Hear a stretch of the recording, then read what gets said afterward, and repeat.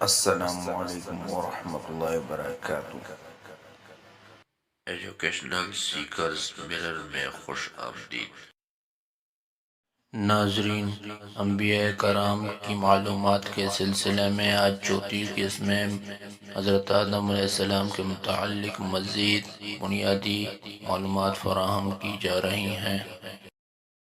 سوال: حضرت آدم علیہ السلام کی ختنہ کس نے کی؟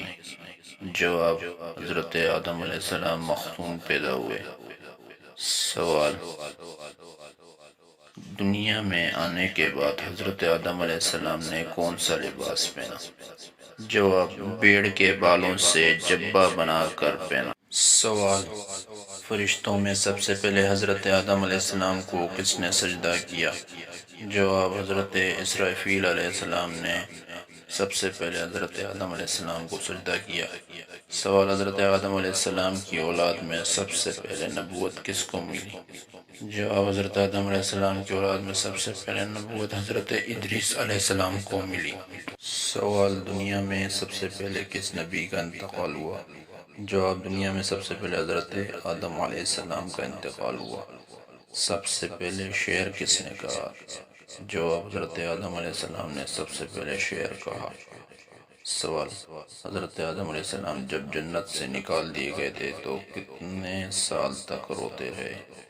جواب: حضرت آدم علیہ السلام جب جنت سے نکالے گئے تو تقریباً 180 سال تک روتے رہے۔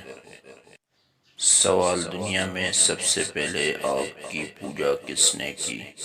جواب: دنیا میں سب سے پہلے آگ کی پوجا قابیل نے کی۔ سوال: حضرت آدم علیہ السلام جنت سے کس قسم کے پتھر کا ٹکڑا ساتھ لائے تھے؟ جواب: جنت سے حضرت آدم علیہ السلام یاقوت کا ٹکڑا ساتھ لائے تھے۔ سوال: حضرت آدم علیہ السلام کے کون سے بیٹے نے اپنے بھائی کو قتل کیا تھا؟ جواب: قابیل نے حابیل کو قتل کیا تھا۔